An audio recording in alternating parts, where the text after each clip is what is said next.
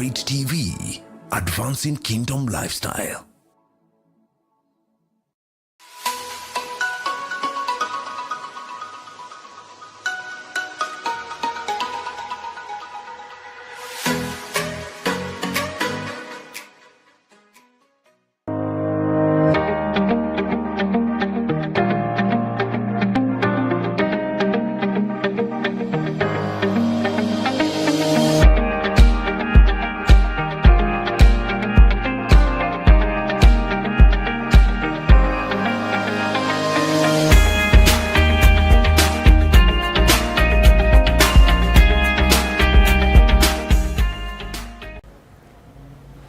Good evening, good afternoon, wherever you're watching from. This is the Gigi Report. Welcome to an amazing episode this evening, Friday, the 27th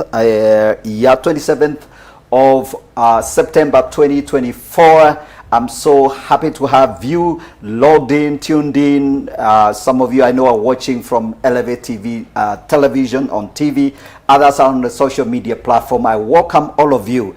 And like I always say, the Gigi Report is a platform for big, bold, and honest conversations and on a cross range of subject matter, social, cultural, political, legal, economic, philosophical, theological.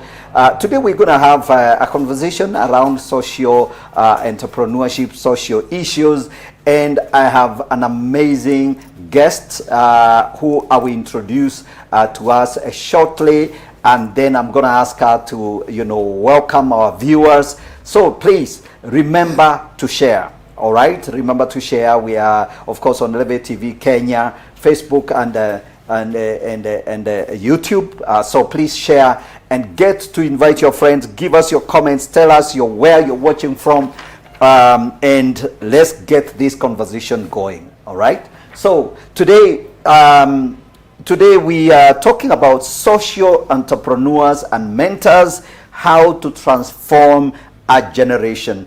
I have an amazing guest here. All my guests are amazing. Cynthia Asienwa or Mideva, welcome to the show. Thank you so much. Wonderful. You are in the social media, you are very active in the social media.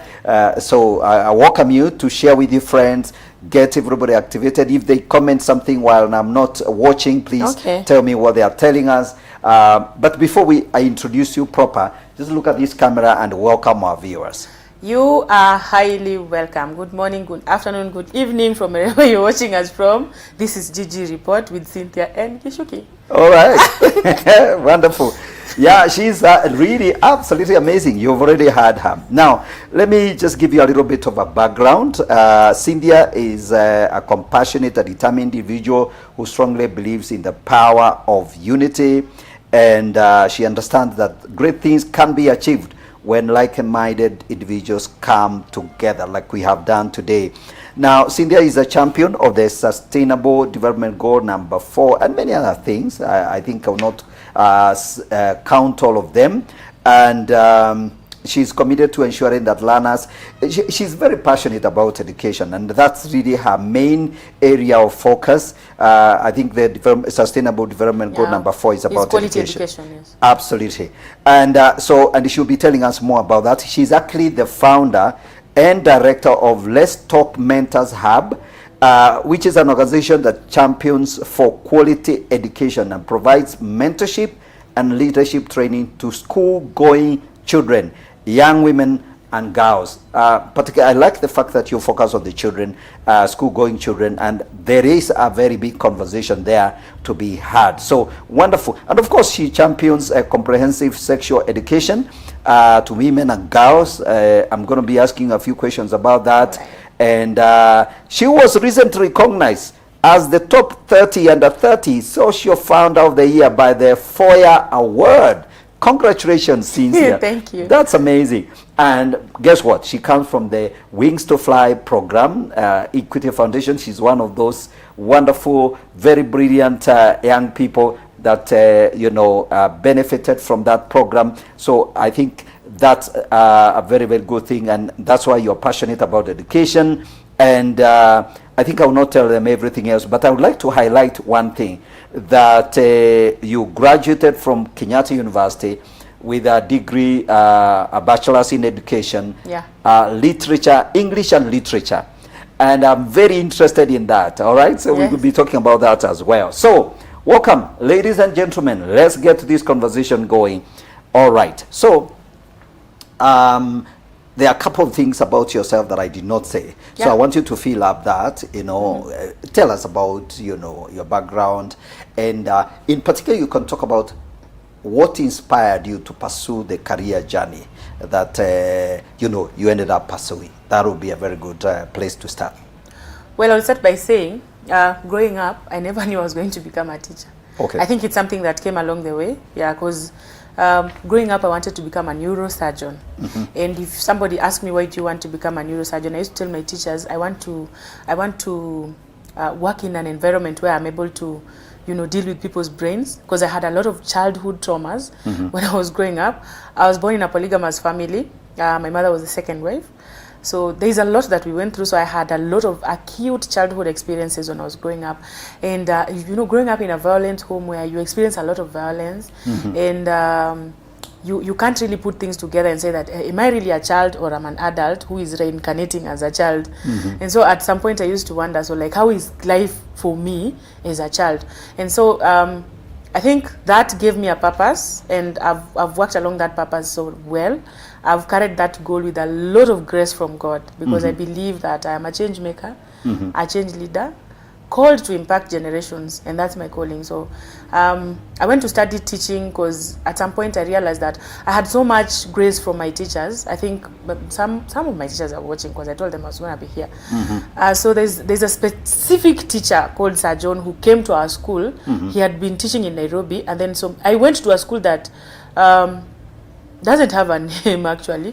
I'm proud to have been part of the people that gave that school a name. All right. Because nothing good was meant to come out of that school. The school was called Emuhondo. Kishuki, can you say Emuhondo? Emuhondo. Oh, how did you say it? How did you feel? Yeah. Well, one of those. Yeah, you know, you felt one of those. You just see the name Emuhondo, you're trying to pronounce it. You're like, Emuhondo translated to English means pumpkin. Oh, is it? So we were all pumpkins in that school. Oh my goodness. Yeah, so for someone to come from that school and become someone like myself was something that people never used to think it was going to happen. But I thank God, because my teachers were on my side all the time. My family background was disadvantaged. We didn't have a lot, no money for school fees, no money for food, nothing. Sir John in particular used to give me his staff room food. You know, when teachers are served food in the staff room, the guy would take his food and give me to eat. Oh, really? Yeah. So I saw a lot of passion in my teachers. When I went to high school, the same thing happened.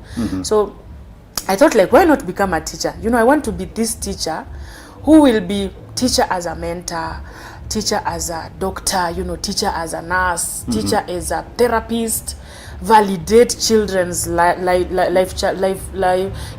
experiences and their childhood experiences, just to make children to feel loved. And I can talk about that for like a day. Oh, wonderful. No, I think clearly I can tell you're very passionate. I mean, and you know, great vision, that somebody inspired you, that they believed that, you know, your dreams are valid, you know, to borrow from my U.S. President Obama, you know, no, not Obama. I have a dream. That is. I have a dream is Obama. Yes. I have a dream. All dreams are valid. He said, Martin Luther King Jr. My icon. Plus Nyong'o's daughter. What do you call her? Lupita Nyong'o. Yes, Lupita Nyong'o. Yes. And of course our great athlete Kipchoge, Eliud. No human is limited. Absolutely. So those beautiful ideas, and that's wonderful. So now let's talk about. So you graduated. So what was it like at the university? You know, you're a young woman coming off. I hope your high school had a name. You know, the primary school My had a high name, school now had a name, which we can park on the side. So after after my primary school, my high school had a great name. I went to the Mary Hill Girls School in Thika. That's a national school. Oh, wonderful. Right from the village. Right. Village girl now came to town because I was, like you've mentioned in my bio, one of the things I proudly talk about all the time is that I'm a scholar, a Wings to Fly scholar, and an Equity Leaders Program scholar. Okay. You know, and when you hear about Wings to Fly, you know definitely I got brains. We have people who have brains coming from disadvantaged backgrounds, but with a lot of brains. Okay. So for you to get into the program, you need to be someone who is really intelligent. Yes. And so when I was really struggling, and I remember at one point when I finished class 8, my mom told me, I think, Cynthia, this is the end of the road for you. There is no school ahead because we don't have money. Right. And I believed her because I could see the situation. I didn't need any science or any theology or anything to be able to know that there is a problem at home. So I'm likely not to continue with school. And I agreed with her. But again, I had so much faith. I'm a woman of faith. You know? From a very young age, I'm someone who believes in God, that God exists, and He's someone who can lift you from grace to grace. In a moment, things can change. Right. So I told my mom, okay, I understand what you're saying. I actually agree with you that, you know, we do not have an advantage of getting to high school. Because I had seen my siblings also struggle to, you know, go through school because they didn't have school fees. But again, I told her, do you know that there is God in heaven? He can transform this thing in a minute and I'm able to go to school. Right. And let me tell you, in the village, people laugh at you a lot. When you have kids who are bright and you don't have money to take them through school, people will be laughing at you. So, Sasa, what are you doing? And then one day, I saw cars, you know. I saw a lot of big cars coming to my home.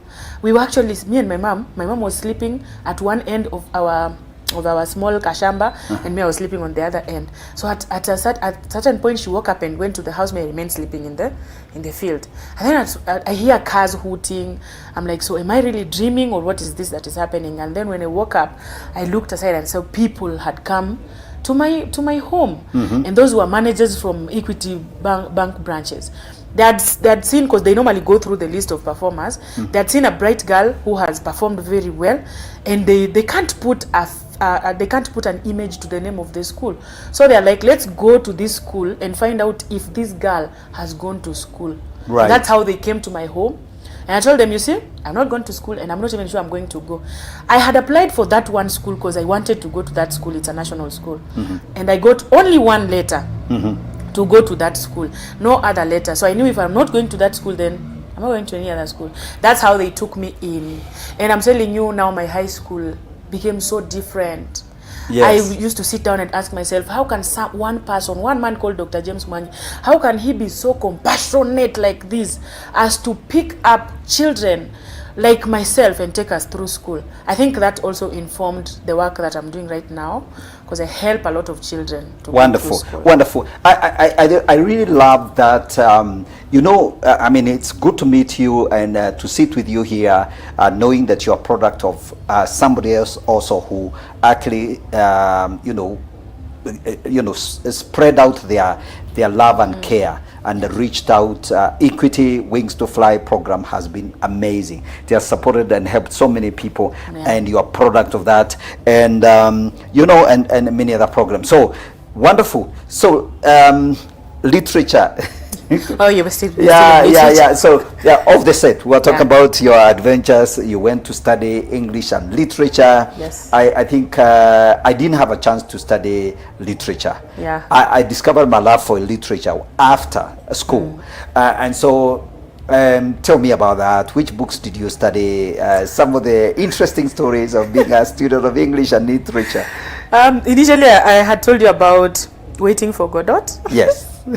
I loved that book because there was an aspect of waiting for nothing, just like in this generation where we wait a lot and we wait for nothing. Right. Because number one, we do not have the structures to get us to where we want to be. Yes. So we keep waiting for, a certain miracle to happen, and then boom, we are where we want to be. Yes. But again, we don't invest in, there's investment in time, investment in finances, so that we are able to get to where we are. So in Waiting for Godot, characters, they're just there waiting.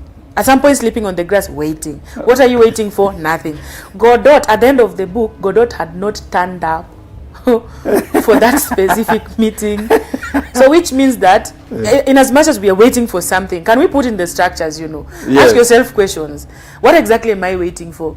Right. And how is it going to come? Will it come when I'm seated the way I'm seated like this?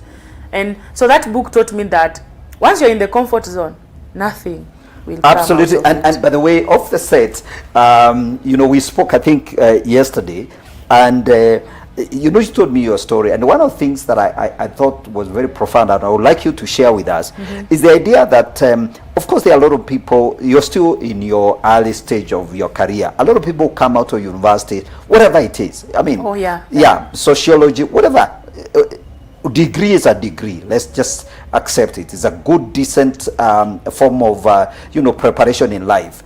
So, and we have all these hordes of young people moaning about the fact that there are no jobs. Of course, Yeah. they are right. There are no jobs. Is there a sense in which they are like Godot, you know, just waiting for something that might not happen, but they are waiting? There are small and big Godots. Yes. They're actually small and big Godots. Yeah. Let me tell you something.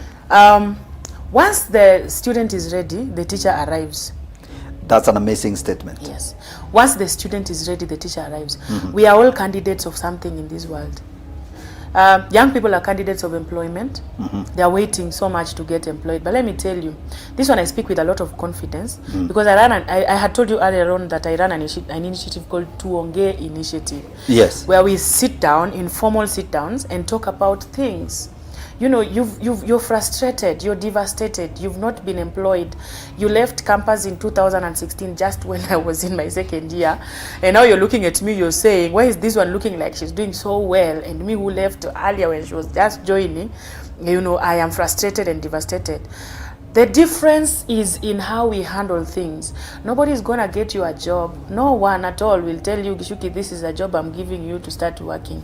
Capitalize so much on your social networks. It's very important because let me tell you, in this current life right now, it's still the same way people normally say that Mungu husaidia wale ambao wamejisaidia. Loosely translated to God helps those who help themselves. Yeah. And again, how do you help yourself? Because we are all dependent on God. So again, I'm saying to young graduates, you do not have to sit at home and wait for a certain job to come because number one, if you're a teacher, how long does it take for the Kenya government to employ teachers? Well, there is a shortage of teachers in schools, but there are so many graduates out here who have done teaching and they don't have jobs. Capitalize on your social networks. That is why we are talking about social entrepreneurship. There is a lot of opportunities outside here if you capitalize on your social networks. So don't wait for a job. It won't come. You'll be frustrated, devastated forever, and the job won't come. I like that. I mean, give yourself something to do. When I started doing initiatives, it's only that right now I'm in the limelight, but I think there's a lot behind the curtain. Yes. That people don't know. I've done a lot of work. There's so much work and so much consistency that goes into coming into the limelight. Someone has to see you doing something for them to know that you can actually do it. And sometimes it takes quite a long period of time for people to be able to see your work. But keep doing it anyway.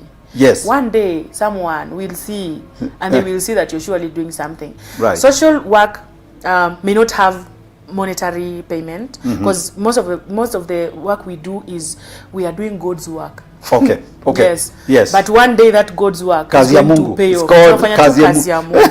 Ya mkono ya Mungu.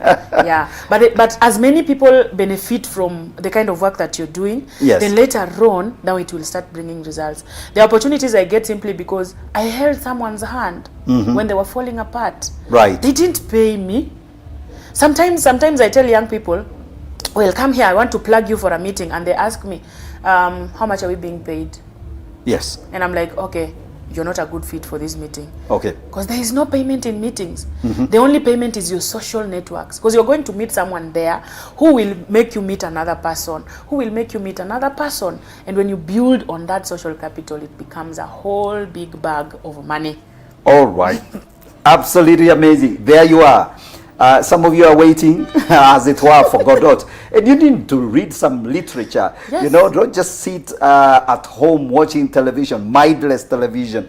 You know, very amazing stories. You know, the Dostoevsky, I mean, there are a lot of wonderful, amazing Russian literature, a lot of it English. Did you read Shakespeare and Macbeth? I don't know what those are, but I used to hear those statements. Shakespeare, I think I'm a linguist, so I love the Shakespearean language, which has evolved over a period of time. Now we have a different one. Yeah. So like, for example, if Shakespeare wanted to say that I am hungry, he would use very many words and coined vocabularies just to arrive at the point of I am hungry. But so I'm a lover of language. Absolutely. I love that, and the fact that what's the role of the ability to communicate? I mean, you studied language, the English language. Do you think that gives somebody a definite advantage? It does. Well, it does. It does. Because let me tell you, Godfrey, there's a big problem, especially with this generation, with my generation. So I normally say that my generation is my mandate. Yes, my generation is my mandate because I believe there's something that has been deposited in me that I need to let out into this generation. Right. Which is that we all need to learn how to communicate. Nobody goes through this life without knowing how to communicate. For example, I need something from you. Right. How I approach you, for you to know that I need something from you, will determine whether I will get what I want or I will not get what I want. Yes. For example, let me say you have two children. One child comes to you and talks to you, Daddy, today I want this and this, and then they praise you so much. That one, even before they finish talking, you're asking them, how much do you want? Because you feel appealed. They have appealed to your emotions. And then there's that one who is so much entitled. This is my father. He must give me my car today. And he comes to you and tells you, Dad, I want that car. And you're like, you're my child, yes. But this character you're portraying through the way you're communicating, yes, I don't think anything good can come from me to you. So the difference is in how we communicated. People will be attracted to you so much regarding considering how you address them and how you speak to them, how you express your ideas. You know, I tell my students, I asked one student one time, Anastasia, today, if the president of Kenya came here in this classroom and asked you, what do you want me to do for you?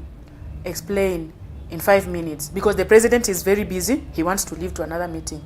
What do you want me to do for you? And then you start fumbling. Oh, I'm thinking.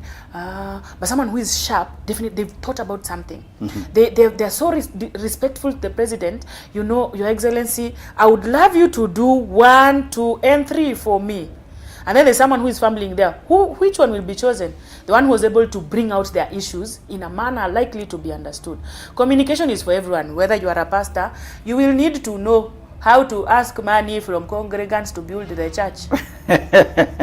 If you are a a Bolt driver, and the fare that is on the app is different from the one that you want, you will need to learn how to communicate to your client and tell them, look, this one is a little bit small, and where we are going is a little bit far. So everyone, whether you're walking on the road, whether you're a pedestrian, whether you're in the matatu, wherever you are, you will need to learn how to communicate. And I'm glad that I went to university basically to major on communication. Absolutely. And I love that. I really love that. And Cynthia, you know, as you're saying, as you're rightly saying, you are in a generation that obviously has had its own share, it's having its own share of challenges. Jobs are obviously not as abundant vis-a-vis the number of people seeking for jobs. True. So yeah, the competition is way more stiffer, higher, more vicious, and there are a lot of very, very brilliant and very well able kids out there. So that's a good thing. Now, just let's begin this conversation about the organization who founded Let's Talk Mentors Hub. What's the organization about? What's the vision of Let's Talk Hub, and what sort of things have you been able to achieve? So Let's Talk Mentors Hub was born out of my own personal experiences.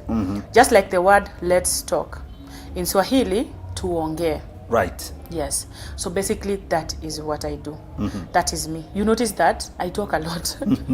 Yeah. I talk a lot, everywhere, on the road, in church, in school, in forums, international forums, so I'm always talking. Okay. Yeah. So Let's Talk Foundation, Mentors Hub. It's a foundation. Then we have a Mentorship Hub, and then we have Tuonge Initiative. Okay. Both under one organization. Okay. So in the Mentors Hub, we solely focus on the power of mentorship. What mentorship can do to transform generations. Because I believe that someone can be transformed by literally listening to the story of another person. Yes. Probably I'm going through something and I hear someone else who's gone through that and how they managed to maneuver through that and now they are successful.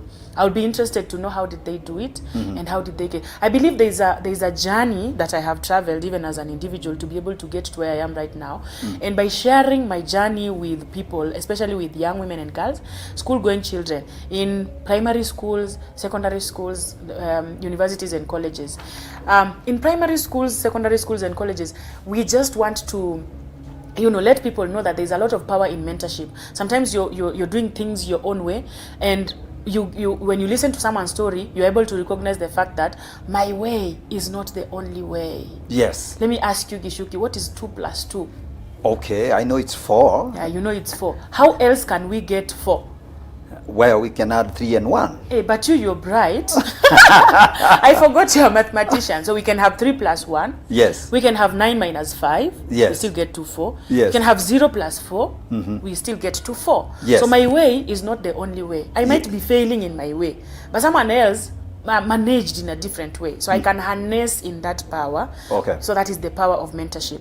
Offering mentorship and leadership development. Developing a pool of young leaders committed to social change. I am the change. I am the change. I can't sit back and wait for things to be done. I have to be part of the process.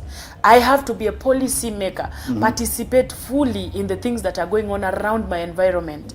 If I see someone who is devastated, I want to know why are they devastated. Okay. If I see that the government is not doing much in terms of providing quality education, I step in as a social innovator, and make my voice to be heard. I want to be someone who sits at the tables where policies are being made, rather than sitting behind and saying, hiyo hawakufanya vizuri, walipokuwa wanafanya, jamani, where were you? You had the ability to speak about it. Yes. So that's Let's Talk Mentors Hub. Purely mentorship. Tuonge Initiative, number 1, we give relevance to children's childhood experiences. And I must say, I talk to a lot of children. Some children come from broken homes, and the pain of coming from a broken home is making them not to excel in the academics. Some children are brutalized. Some children are sexually assaulted.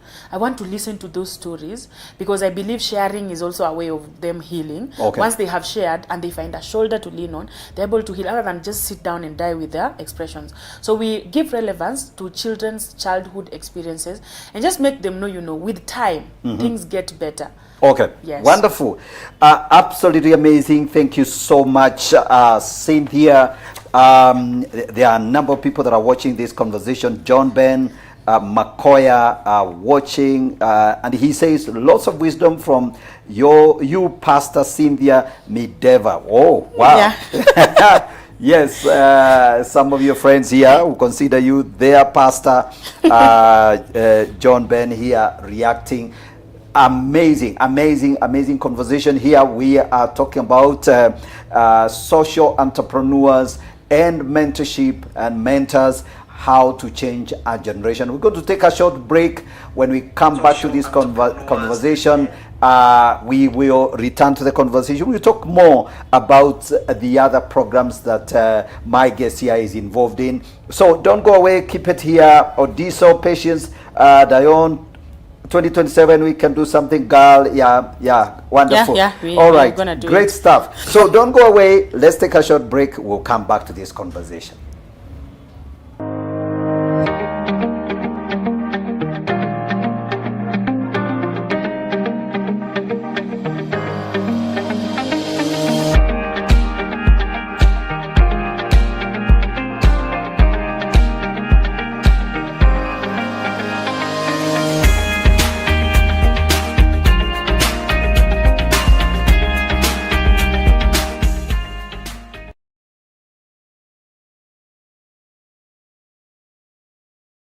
Nairobi, Are you ready to light up the city? City Lighters Church proudly presents Street Praise Pop-Up Light Up Nairobi Edition. Join us on the 29th of September 2024 from 2 p.m. to 6 p.m. at Aga Khan Walk, Nairobi CBD, featuring powerful worship from City Lighters Worship, Life Church Limuru Worship Team, DC Umoja Worship Team, Karura Voices, Andre Ngelelo, and Ruwak Worship. It's more than just an event. It's a movement. Let's come together as one city, one voice to praise, worship, pray, and light up Nairobi. Mark your calendars. Entry is free.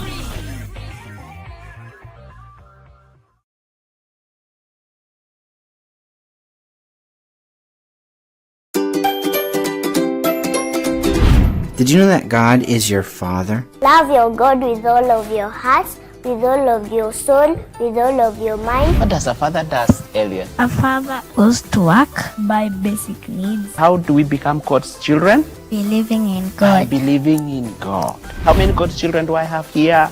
And you at home, are you glad you have an heavenly Father? A Father greater than the Father you know?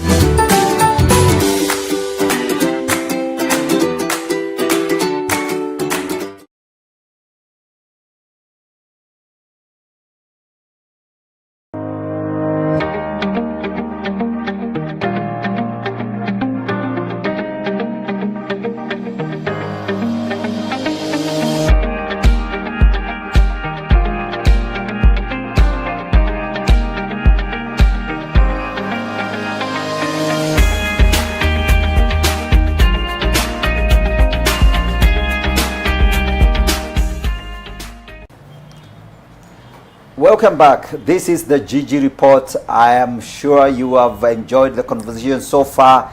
My guests here, Cynthia, Mideva, and Asienya is her surname. I was waiting for that. Yeah, so I'm really struggling here to master her surname. But yes, indeed. Wonderful, amazing leader, young leader. She's won a number of awards. Like I said, she won the under 30 Social Founder of the Year.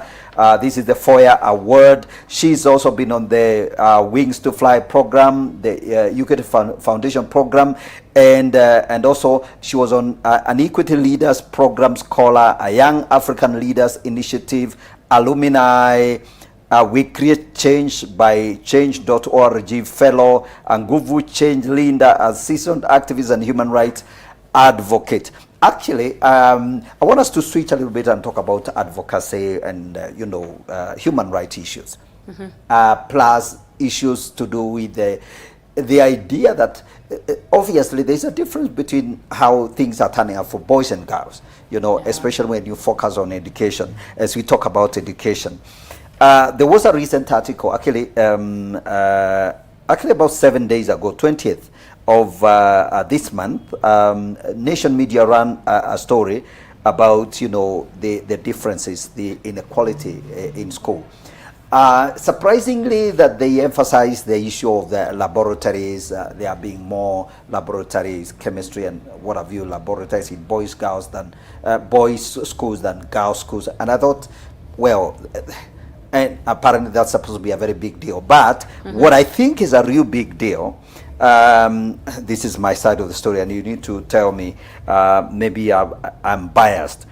10.4% of boys are out of school in female-headed households. So boys in female-headed households are more likely to be out of school. I mean, 10% more, right? On an average, boys were 1.2% more likely to be out of school than girls on average. Yeah. I think we know that. I think we know that boys are lagging behind in terms of when people drop out. And by the way, it also is happening at the university. The university, a lot of young men are dropping off, their courses, not finishing, for whatever reason. So, and of course, there has also been this continuous argument about girls' empowerment of women and all that, yeah? Being a mentor and being in that space for advocating for the rights of young women, especially. Yes. What's been your experience, and what do you have to say about that? I don't know the figures that you read. Is it a report or it's a... Well, it's a newspaper article. It's a newspaper article. Well, of course, it noted that the boys schools seem to have advantage in terms of resources than girls' schools, and which is actually true, and maybe unfortunate. It really shouldn't be the case. I mean, resources should be distributed across equally and fairly. Yeah, equally and fairly. And people can spend a lot of time debating about that and why that is the case. That being said, I think the bottom line is, you deal with these young kids yourself. What's been your experience like?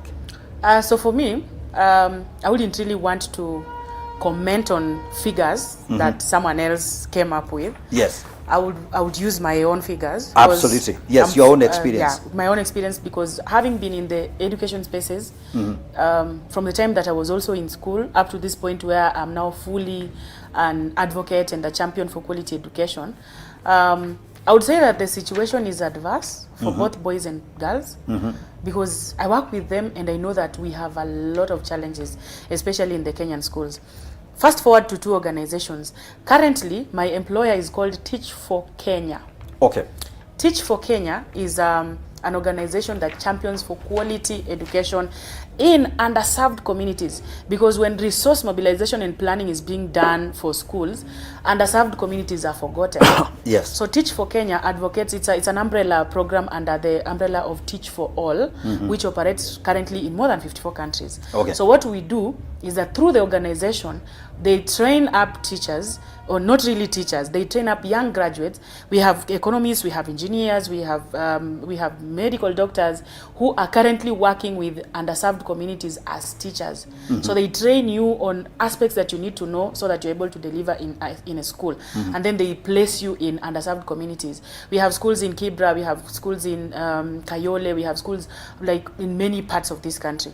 So what we do is, the advantage that the child of the rich man has over the child of the poor man, we bridge the gap. Okay. If they are not able to attain quality education because they do not have enough staffing in their schools, because the government has been so poor in staffing of schools. So we boost up the staff in the school just by having fellows in those schools. Right. And another organization is called Nguvu Collective. Nguvu Collective is a social advocacy platform that recruits young women into a program where you are able to be an advocate, and not just advocacy where you speak about things and you're not able to influence change, but you are an advocate and an influence of change. So I have a petition that's running on change.org. Previously, there was a petition I petitioned the Kenya government to do away with this new education funding model, because of the factor that how are they able to recognize who needs funding and who doesn't need funding for them to be able to place students in bars. And by the way, my petitions are on change.org. You who is watching, you can go to change.org and look for Cynthia Asienwa. Sign those petitions, because we are a step forward into making sure that we attain this. Another petition is on the provision of adequate teaching and learning resources in Kenya's public junior secondary schools.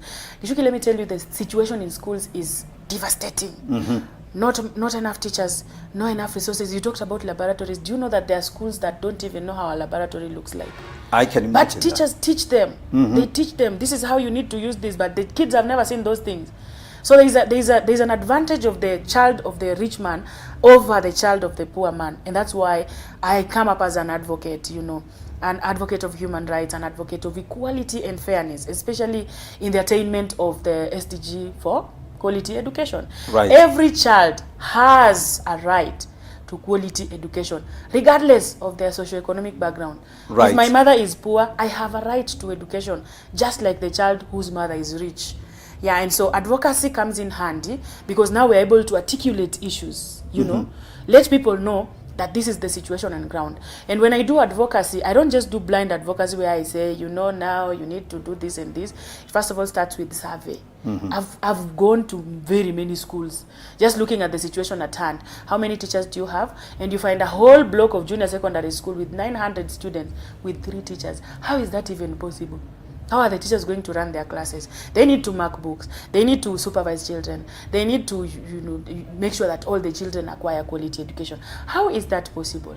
So that means there is still so much that we need to do. No, I think, and I'm glad that you're speaking from actual experience. Yes. You've gone to those schools and you have actually seen the devastation. I know a primary school in some neighborhood here in Nairobi where the primary school has a population of about 3,000 kids.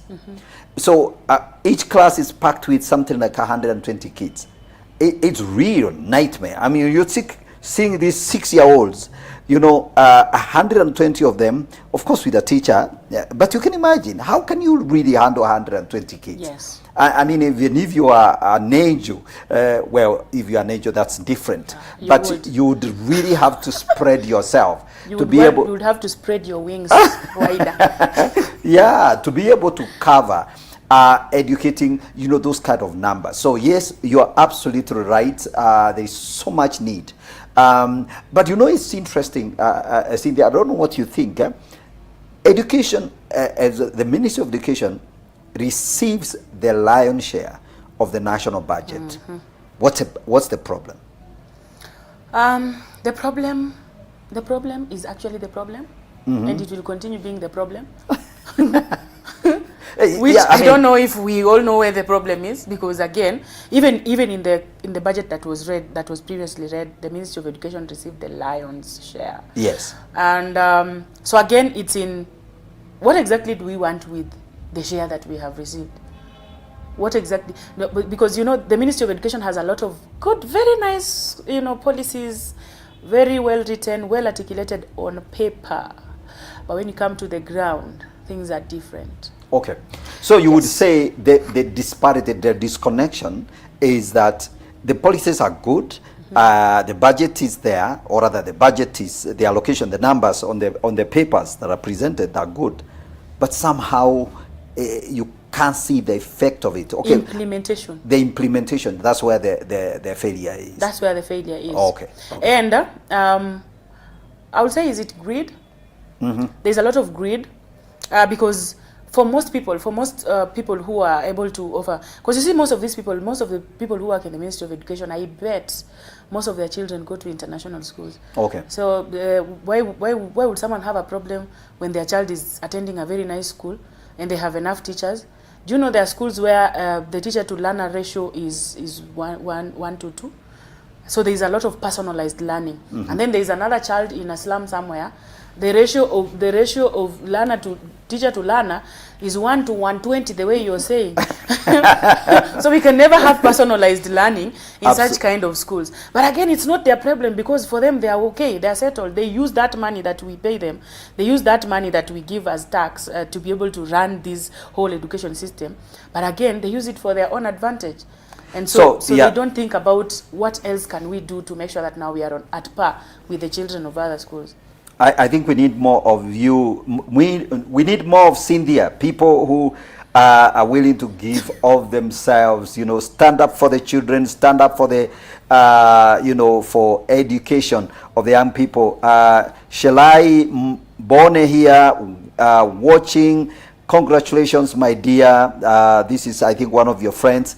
Amazing. That's my sister-in-law. Oh my goodness. Mulamu? Yeah, that's my Mulamu. Mulamu, yeah. So I have a sister-in-law from the same, background. So I thought I have an idea that there is something called Mulamu. So wonderful, Cynthia. I really love that. And by the way, we just coming from a major Gen Z, revolt. Yeah, revolt, protest, what have you. What was your role? Were you right in the middle of that? And what do you think needs to be done? Maybe differently. And where we are, I know it's a very, very complex thing, because it's still there. I mean, problems have not disappeared. Based on your experience, yes, can things be done differently? Will the goals ever be achieved? Or, I mean, you've been an advocate, so yes. You have advocated for many things, and you are very practical, Yes. So what's missing? What's missing in the Gen Z revolt? In the whole conversation, in the whole engagement. I think what's missing is owning up. I was on the front line. Thank God you survived the bullets and the tear gas. I was on the front line of the Gen Z revolution movement. I was on the front line. Yeah. Number one, because I believe that one day this country will be liberated. Okay. I solely believe that one day we will be liberated. Okay. And one day we will have leaders who truly and absolutely care for the people that they lead. People who will not be there to amass wealth to themselves at the expense of the people that they lead, so that we have people who are dying in Kapedo because of insecurity, but then we have people who have 50 policemen guarding them. Just one person, just one Kenyan, you have 50 who are living, and as we are dying in Kapedo. I have a dream, like Martin Luther King Jr. Yes. No, you know what I like, Cynthia, about, you come across as somebody who is, you're happy, you're laying that out.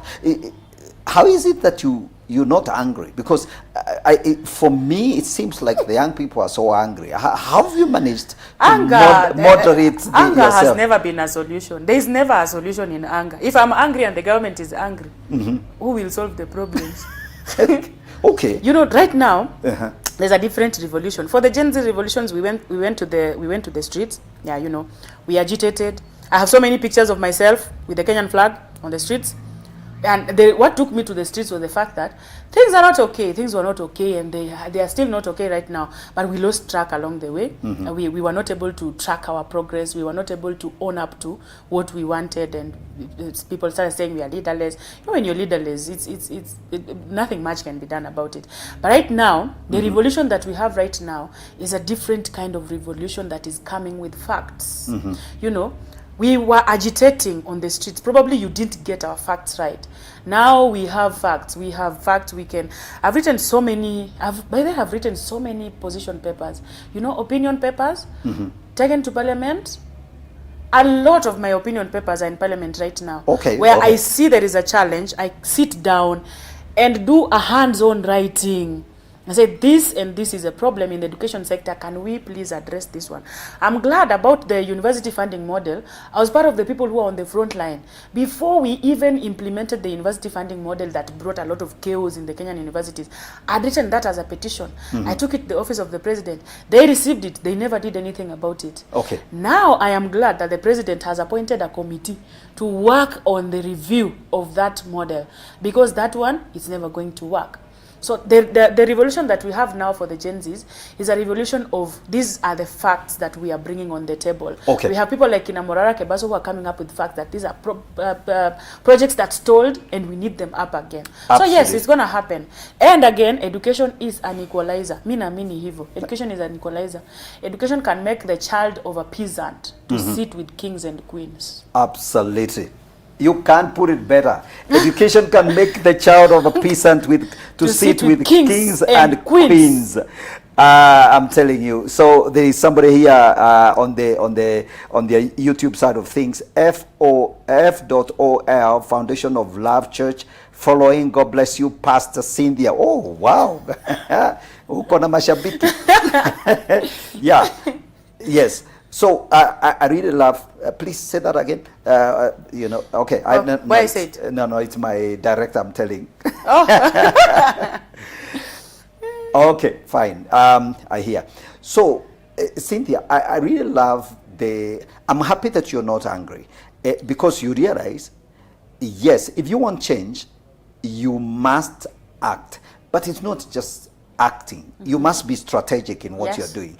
So I love the fact that you're writing, you're raising, your petitions, and you know where to take them. And those are real petitions. These are not just things you write on your WhatsApp or on your social media platform and screaming, death to the system and all that. At least you have some bit of respect for the system. There is an office you can take your papers. That's very serious and very commendable. So, when you look at the future, what do you see really the biggest challenge facing your generation? Other than, yes, the government isn't doing its job, there are challenges of employment and all that and all that. Is the future hopeful? What's your vision? Actually, basically, that's what I'm asking. What's the vision? What do you see? How do you see things panning out? Maybe in the next 5 years, in the next 10 years? In the next 5 years or 10 years, my generation will have a strategy. Okay. And that's very important. We will not be doing blind revolutions. Because let me tell you, many people who participate in revolutions don't actually enjoy the fruit of the revolution. Yes. Yeah, and that's why we've put ourselves on the front line, just to agitate, just to point out issues that we feel are actually a problem to our generation and to the generations that came before us. Because you realize that when we were having the Gen Z revolutions, many people who walikuwa mashabiki, many people who were behind us are our parents who felt like they failed us. They didn't talk about things that they were supposed to talk about because, number one, you can go through a lot until you become immune. You no longer feel pain. Numbed our feelings. Yes, they numbed your feelings. You no longer feel pain. But let me tell you guys, we feel pain. And when we feel pain, we may not be able to get angry about it. We may present it in a very funny way, in form of memes and jokes. You read our memes and you laugh about it. We're actually passing a point. We are passing a point which the older generation is not able to understand. They also laugh about it. Now, there are people who don't understand what's a meme. Oh, now how do I explain a meme? Maybe someone should help me. Me meme too. It has no other explanation. Those small messages that are written in front of someone's picture or on a cat, and the cat is sitting and the cat has been rained on. Those small things. Yes. Maybe someone should follow my social media handles. I'll explain to them what a meme is right after this. All right. And now I'm saying there is hope for my generation. We are not future leaders. We are not leaders of tomorrow. We are leaders of today. Right. My leadership has started today. Tomorrow I will be different from who I am today. Okay. Tomorrow I'll have a better strategy than the one I have today. Because tomorrow I will have learned from my failures of today. Tomorrow I will have a reference point. Yesterday, this is how I did things, and they didn't bring me results. Because again, you can't do the same thing over and over again in the same manner that you did and expect different results. Well, we learned from our revolution, and now we have come up stronger from the lessons that we got. Yes. Now we are stronger. Now we are more strategic. Now we are more elaborate. Now we can articulate our issues and say, this is what we want to be done. So we are not leaders of tomorrow. We are leaders of today. Right. My tomorrow must be better than today. Absolutely. Yes. Now you're talking like a pastor. And because I'm a pastor. Because there is so much power in my today that is influencing what my tomorrow will look like. And well, for me, I have a dream. I have a dream that one day every Kenyan child will attain their full potential regardless of who their father is. I have a dream that every Kenyan graduate will have the same opportunities like the people who are in government. I have a dream, a very elaborate dream, that one day the women and girls of this generation will rise up to their feet and say, a time has come and the time is now for us to take up leadership positions. And that's why I'm saying this is in preparation of what's coming probably in 2027. You will see most of us on the ballot. Wonderful. Yeah, because we don't want to sit back and say, we want to see people doing things for us, but we want to be part of the process. Absolutely. No, Cindy, I must commend the idea of, I think one of my biggest challenge, and a lot of people have thought, take me as, you're against the Gen Zs.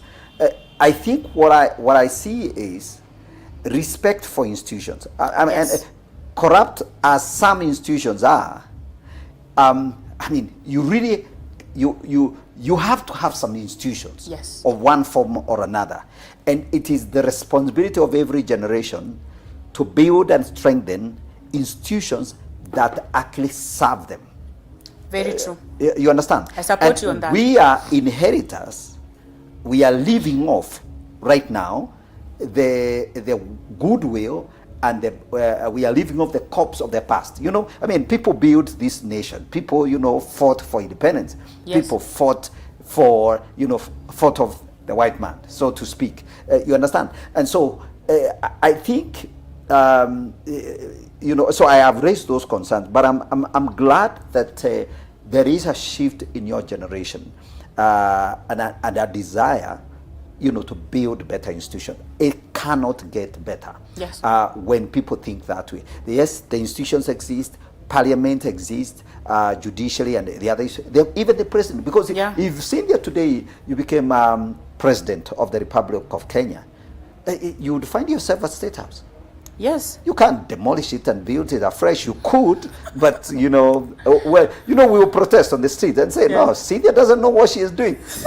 She's spending our money just knocking off those, you know, pillars and building fresh one. In other words, I'm saying, perhaps we have to appreciate that we would rather think about improving or building, or you know, but the institutions themselves have a place. Absolutely amazing. So you see a bright future, you see change, your generation. Now, there are people, and I want you really to look at that camera and begin to talk to some of the young people. People have been looking for jobs. Yes. And, you know, they have not been successful. What are 1 or 2, 3 things that you would advise that young person that is really feels so defranchised? You saw the way I turned very fast to the camera. I turned very fast to the camera because when I had young people, I knew there is definitely something to tell young people. Yes. Don't sit at home. Yes. Get out. That's order number 1. That's order number 1. That's a command, actually. Yes. Don't sit at home. Don't sit at home and wait for something to come, because it's never going to get you at your door.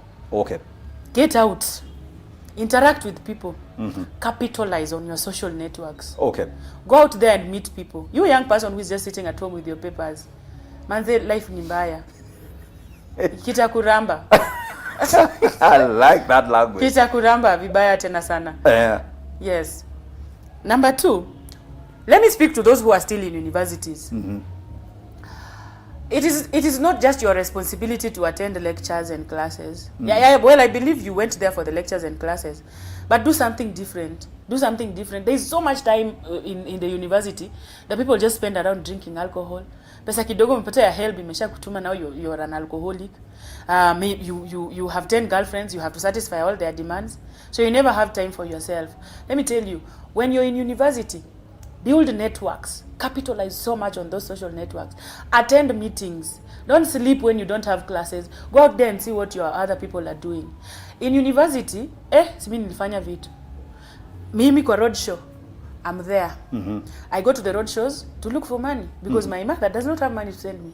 So I used to go for road shows. I was an MC, I was a singer, I was a choir member. When you come to praise and worship practice on Saturday, you find me there. When you come on Sunday, you find me singing in church. Right. And that's how I've completed my week. Yes. During that week, so much has happened in my life. I've developed so much hope for the future that I can't lose myself in the long run. Yes. So do something. Apart from just studying, do something meaningful. Make your life useful. Now and the last thing, make your life useful. And the last thing, so long as you're still in the comfort zone, comfort and success don't coexist. You have to live. If you want to be successful, leave your comfort zone. If you want to stay in your comfort zone, forget about success. People who are successful right now, if you ask them their stories, how successful are you? How successful are you? Like when you look at yourself, how successful are you? Of course, there's something you can look at and say, this is my measure of success. Success is not also in the amount of money that you have. Yes. It may just be in the social networks that you have and the many lives that you have impacted. Comfort zone and success do not coexist. Okay. Get out of that comfort zone. Get out and do something. Right. If you have a degree, you cannot sit and wait for the government to employ you. This government will never employ you. Maybe you're consistent over something like myself. Yeah. Now they can look for me and employ me. Absolutely. Because they have seen me doing something. Yes. And the last thing I would want to say is that there is hope. Do not lose yourself in the process of searching for a job. You have yourself to protect. You have your sanity to protect. Don't compete with other people. Run your race. I might be successful today. I look like, hey, nasi huyu tulienda naye shule. Maybe I look more successful than you. But God has different timelines for every person. So run your race. Don't compare yourself with what other people have right now, because you will die young. Absolutely. You will die young because maybe you feel like you are an underachiever. I am below the standards. You're not below the standards. You're running at your own pace. One day, God will come through and your life will be lifted from grace to grace. You'll be celebrating. Absolutely. I have to stop you there because I can tell you, Cynthia can be here the whole evening, talking to us. Absolutely amazing. Thank you so very much. I truly appreciate your energy, your commitment. You reflect someone who's really made peace with themselves and chosen the path of success and no compromise, no comfort. No. You've not given no retreat, yourself. No surrender. Absolutely. There you go. This is the Gigi report, and as you've heard for yourself. I really don't want to add anything else. Cynthia has really been successful in just doing very, very things that she's very passionate about, and that is a real example. So I believe this was very inspiring. May the Lord bless you. May the Lord continue to keep you, and I wish you great success too. And follow the footsteps of others that have gone before you. We got to bring this to a close. God bless you so much. And always, as always, I love doing this. God bless you.